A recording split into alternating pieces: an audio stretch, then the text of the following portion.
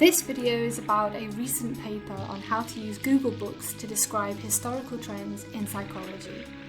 Psychology is a relatively young science which only emerged in the late 19th century. If we want to find out historical trends about how people's personalities have changed over time, we can only go as far back as we have standardized psychological tests, which have only been developed since the 1920s. But how would you find out about earlier generations? For example, when Napoleon lived, Abraham Lincoln, Queen Victoria, or even Julius Caesar. Sigmund Freud, the famous Austrian founder of psychoanalysis, was also interested in this topic. In his early work, he wrote a psychological essay on Leonardo da Vinci. The method was later applied to many historical personalities and became known as the psychobiographical method. But can modern technology offer a more data-driven solution to this problem? Google Books is a gigantic project in which more than 8% of all ever published books are scanned. Based on automatic text recognition, the historical frequency of every word can be looked up for at least 200 to 300 years before present. This is an example of the adjective cool, which has only become more frequently used since the 1980s.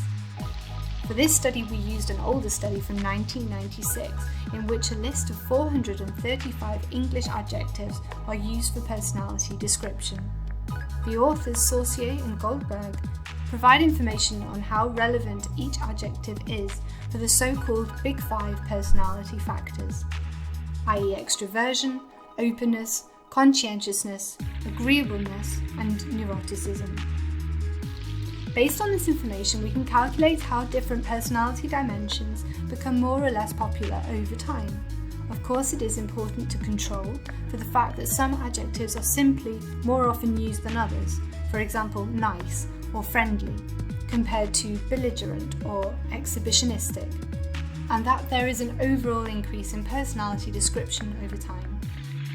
Not surprisingly, the results show that the personality dimension openness has gained momentum since the 1920s in both American and British English, and has started to level off since the early 2000s. However, less obviously, we can show a steady increase in conscientiousness over the whole period. But can this tell us anything about trends in abnormal personality? Yes.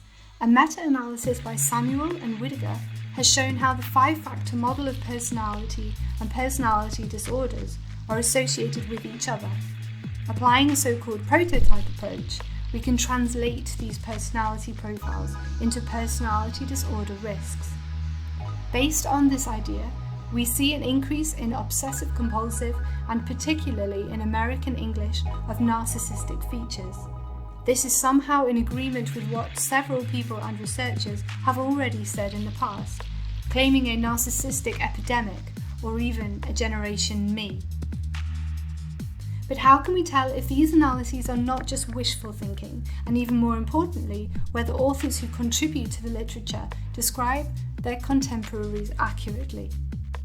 We compared our results with so-called birth cohort studies, in which personality trends can be back-calculated, for example based on different generations of college students. We find striking agreement between these results and the calculations based on Google Books, both in direction but also regarding the size of the secular trend. But there is another approach, based on big data and artificial intelligence, which we used for a cross-validation of our calculations. IBM Watson offers an online tool which calculates a personality profile from text. Hence, we used IBM Watson to analyse 53 inaugural speeches of US presidents since 1800.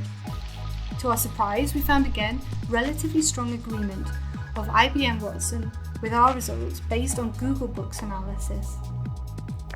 Based on these findings, we conclude that the methodology has potential to accurately describe historical trends in normal and abnormal personality. This may be interesting for future research to explain the psychological determinants of negative but also positive changes in human societies. This video is supplementary material to a study by Martin Steppen and Ronan Zimmerman at the Psychiatric University Hospital in Basel. Thanks for watching.